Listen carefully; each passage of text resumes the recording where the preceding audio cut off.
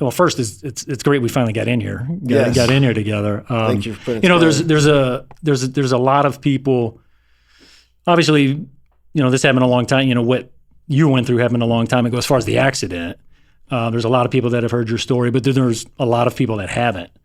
The things you've endured and overcome are certainly inspiring. But for those that haven't heard your story before, tell us about that day that changed your life. Yeah, sure. Gosh, it's a long story to fit into. But I was a 22-year-old kid. This was 2002, November 22nd, 2002.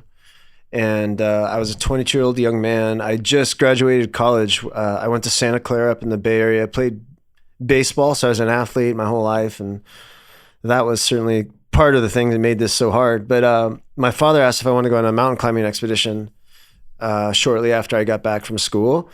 And I said, yeah. And we went to go climb a mountain called Pico de Orizaba. So I'll give you the short version and we can dive in deeper if you want. It's a 19,000 foot volcano right outside Mexico City. That's a giant glacier, basically from 14 to 18,000 feet. And we were right at the top, and he had been suffering from altitude sickness. And so I'd stayed back with him. And if you know anything about altitude sickness, it's kind of like having the bends when you scuba dive. It's like, you feel a little tipsy. And but he had all the signs. He seemed like he was doing just fine. And just like that, he slipped and fell. And as I dove for him, I tried to grab his jacket, and my ice axe was roped to my hip.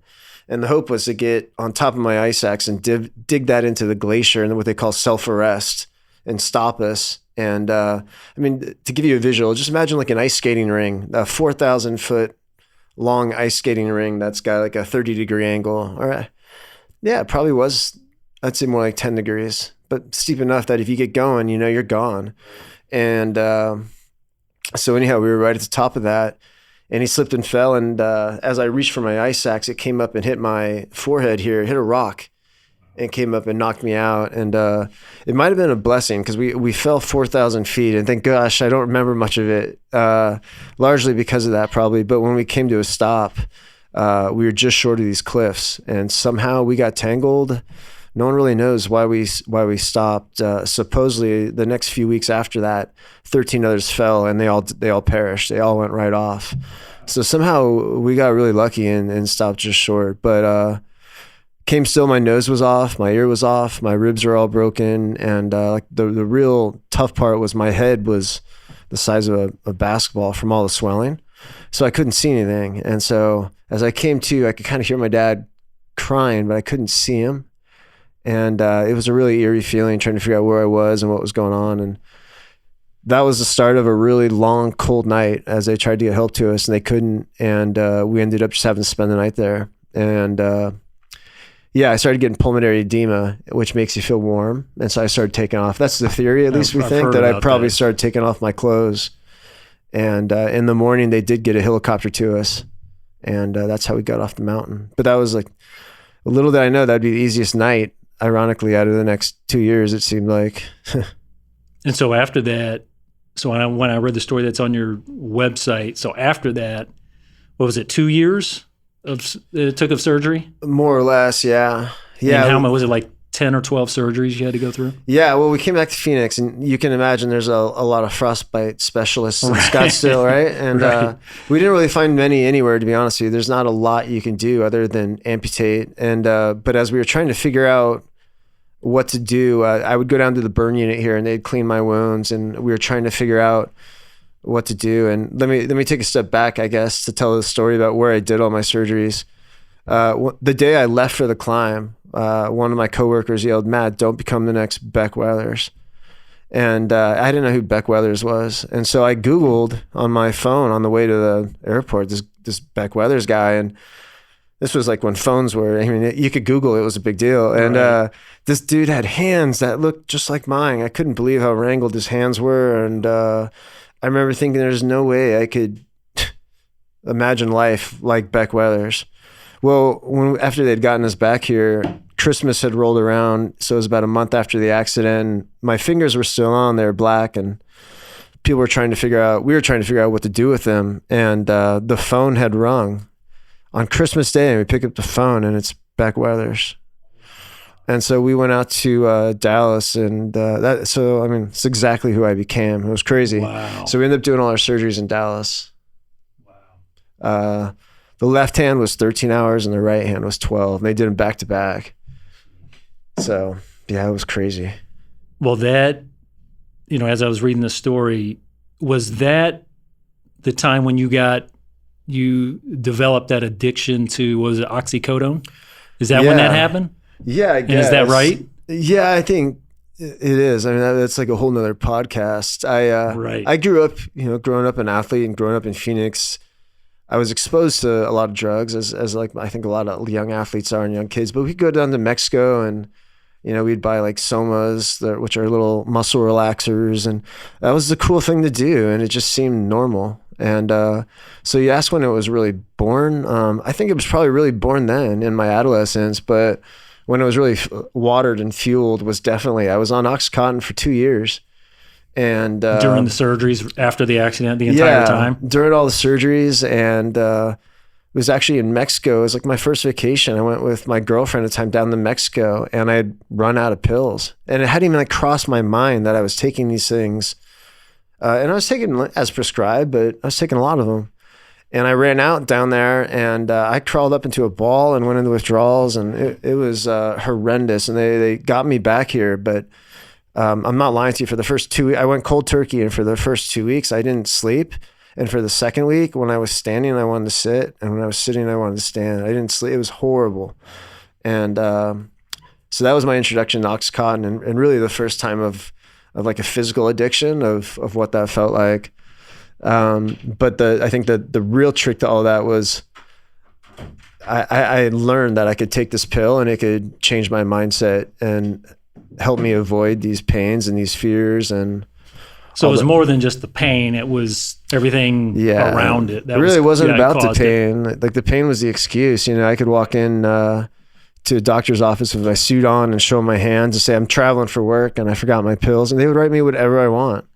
And so I actually started taking a drug called tramadol, was what I got in trouble with. And tramadol is not an opiate. It's a non-opiate, but at the time it was supposed to be non-addictive, and now it's like really addictive. And it's now, I think, even a controlled drug. But I would just walk into the doctor's office, show my hands and say I run marathons, and I looked like I had my shit together, and probably can't say that word on this, but and they would just give me whatever I wanted. How did you, when you went to Mexico and didn't have the pills and you had to go 2 weeks without, was that when you knew there was a problem?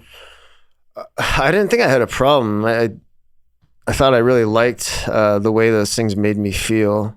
No, I didn't think I had a problem. I think those months when I was first without it, it was tough. It was really uncomfortable. And it was like I was dealing with the reality of my hands for the first time. And quickly being introduced to tramadol, I think I found another avenue really quickly of how to avoid that. So, it was the birth of it for sure. Yeah. I don't know if that was all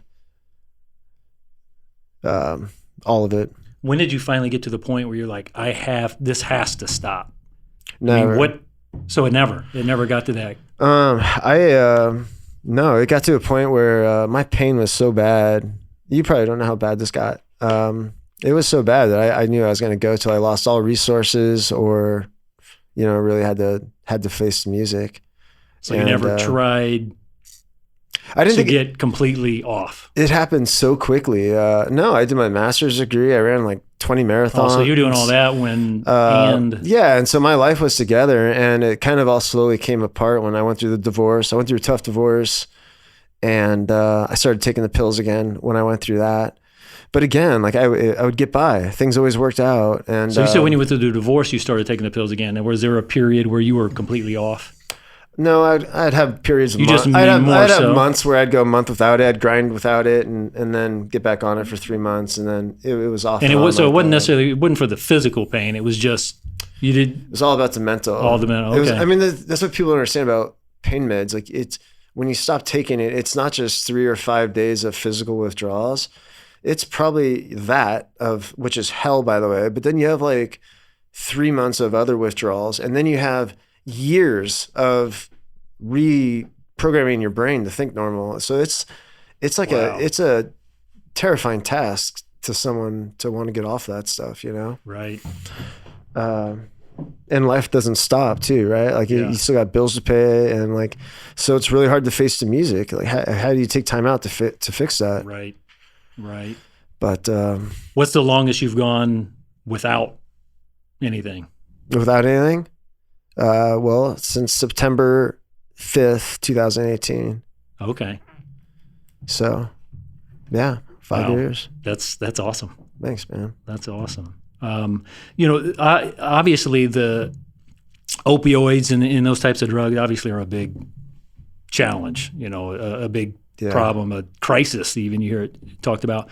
If there's somebody that were to watch this that has an addiction, what would you tell them in terms of what would be your message, advice to, because you said, there's so much behind or so much that goes into completely coming off of it. What would you say to them in terms of, hey, this, it can be done, and this is what I did to do it? I feel a huge component of addiction is shame, and a lot of people are afraid to come out to get the help because of the shame that, we put on people. And so I think the first thing is, you mean the shame of just admitting that they can't come off of it? That you can't beat this, and there's nothing to be shameful for. Like I am I think, smart, educated man, and I have had Walgreens and a refill on my left, and work and good things on the right, and have been crying at the stoplight, wanting to go right, and I still go left. Right. And I don't know how to explain addiction. It's like having cancer, but everyone hates you,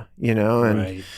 so it's a really tough thing because no one can really understand what you're going through. Right. So I guess number one is just, it's okay. It's really hard what you're going through is what I would tell someone. And don't beat yourself up because everyone's an addict. We're all addicts in some way, whether we're addicted to our thought patterns or behaviors. We all have addictions in some way. And I think even now, 2 out of 5, they say, adults will be addicts in their life, like true addicts to it. That's just crazy to me. And that is. I mean, whether it's your phone or a pill, there's just access to escape anytime you want now as a human being. It's really hard. So I mean, I think there's so much that an addict can teach a normal human being, because I think a normal human being is an addict. Right. They just haven't been watered yet. And, right. Been put in that type of situation. Right. How have you done it since 2018? Persistence and asking for help. I thought I didn't ask for help for a long time.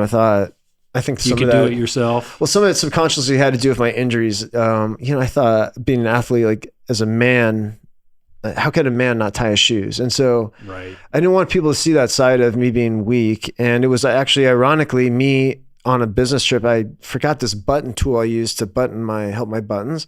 And I had asked this house cleaning gal that was cleaning the room next to me to come button me up. And that actually changed it changed a lot for me. It was, here I was really shy, and she came over. She buttoned my shirt up and like told me her whole life story and how she came over here from Jamaica. And so here I was really shy, embarrassed, and afraid to be vulnerable. And I asked this person for help, and it was the most beautiful, loving, great thing. That's awesome. So you had mentioned asking for help. How did you go about doing that specifically for the drugs? I just had family and loved ones that were fortunate enough not to give up on me. And so it was just that, finally admitting that I needed help. Yeah. What would you suggest for people that maybe they don't have that support system? They know, maybe they get to that point where they can ask for help.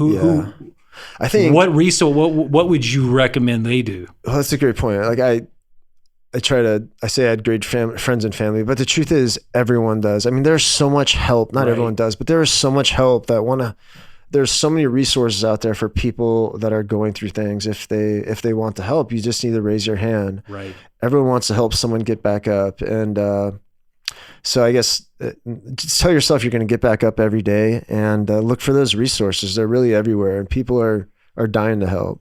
Do you know any specifically? I mean, we can share. We can do a follow up and share some of those specifically. But are there any I don't. kind of first I mean, places to go? I went to a place called Prescott House in Prescott, and it saved my life. Prescott is, and this isn't necessarily a plug for Prescott House. But they had no bells and whistles. We lived off $60 a day, and it was long term. It was a year long program, and for me, I needed that. I really needed that. Was that something you did? Family helped me get up there. Yeah, the family helped me. So you didn't. It wasn't. You went there and stayed. It was. There was no legal reason. Yeah, there was no legal reasons for me to go there. It was me raising my hand, and family dropped me off there. What type of for if somebody hears this that's out in Arkansas? Yeah. What type of place was that? Where hey, I would look for something like that. A long term treatment for men. Okay.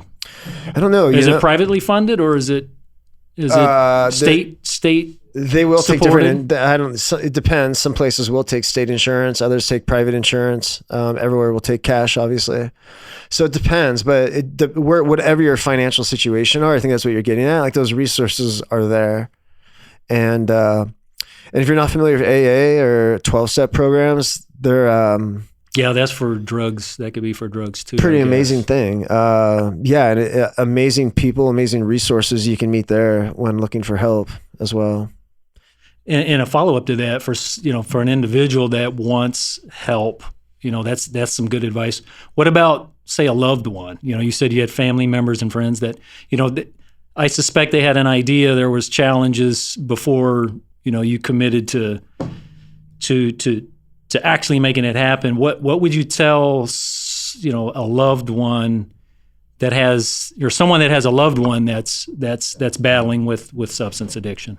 Wow, I don't know if I have a good answer for that either. When I look back at my story, I think what I put my family through, I hurt more about that than I do what I put myself through. So it's such a horrible disease because it just doesn't take the person out, right? It takes the whole family out.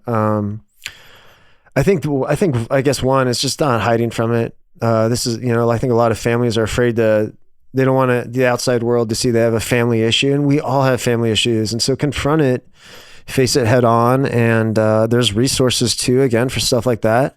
Al-Anon's a 12-step program just for people like that are families and loved ones of an addict or alcoholic. And Al-Anon's amazing. I think you'll learn a lot of great life skills there, not just about your relationship with your struggling loved one too. So I think Al-Anon's a great resource and support groups like that. Okay. No, that's good. When I was on your website the first time reading your story, I came across, and I made note of it, I came across the part where you mentioned at one point you had a conversation with a priest that said, and I wrote it down here, it said, you should feel blessed to be chosen for this.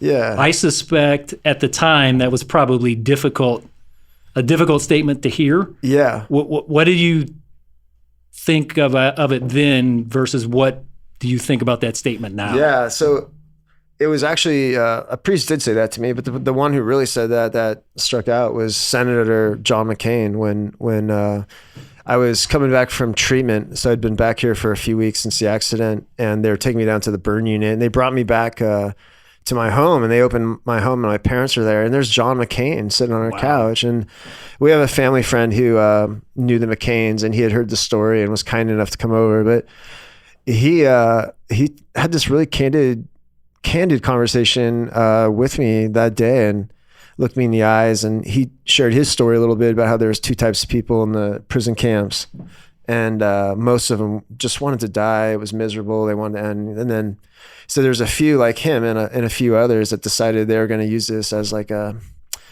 opportunity, and they're going to embrace this pain, and they could imprison us physically, but they could never imprison us mentally. And when we get out of here, we're going to use these scars to do great things. And he looked at my hands, and he was just really candid and said, this is going to be the hardest thing you've ever gone through, and it's either going to make you or it's going to break you, and it could break you. But if you make it, it could be the greatest thing that ever happened to you. Wow. And it didn't sound like wow at the moment. Right, exactly. But I'm sure that was hard to kind of get your head around at the time. For sure. But it was powerful coming from, McCain was more beat up than I thought he would be physically. And to see and hear him telling me this story, it meant a lot. And so anyways, he taught me, opportunity or adversity. What do you say? The only difference between adversity and opportunity is an attitude, and so, but I think that decision was kind of forced on me. I didn't really have much of a choice. Right. But well, you had a choice of, like you said, let it make you or break you, and it's. And it did. It almost broke me. I a lot of nights. Yeah. Wow, that's pretty awesome. I know you go in, or organizations have you in to speak. Whether it be kind of for inspirational talks or otherwise. When you go in to those talks, are there, regardless of where it is, are there one or two, and maybe there's not, but I was just curious, are there one or two messages, as you've gone through what you have, that you feel it's important to get across every time you speak? Is there one or two things that, regardless of what it is, this message I want to get across? Yeah, I think the core, I wish I would have read the questions beforehand. I would have done a little more prayer. No, I think the core of everything is this idea that certainly what I learned too is that we all have scars, and as cliche as it sounds, people have amazing stories. Like I get the benefit of, I shake someone's hand, they see my scars, for whatever reason, they want to tell me their story. It's like they see my scars, so they feel they can be vulnerable. And it's unbelievable what people have done. I mean, I'll give examples of my father. To a person from the outside who doesn't really know. When it was 8th grade, I was in 8th grade, he had a great job at the bank. He sold the 401k, completely liquidated it, moved the whole family into an apartment, and went all in on a business. And he never missed one practice. He showed up to every event I had. And but there's things like that. I didn't realize like what a hero he was. But some of that probably just has to do with us getting older and appreciating that stuff more. But there are just heroes everywhere. And so my story really isn't that great when I say that. It really isn't. My scars are just visible. Well, to a lot of people it is. On the outside. Well, I know everybody, it's all relative. Ultimately it gets relative, right? It's all relative. But yeah, I lost my train of thought there. That's good. Well, we'll finish there. Again, it was great to finally get in the studio together. I feel like I was really off today. No, the things that you talk about, everything's relative. The things that your story and journey are an inspiration to a lot of people, me included. So, thanks, I look forward to Thanks, man. having more discussions just like this.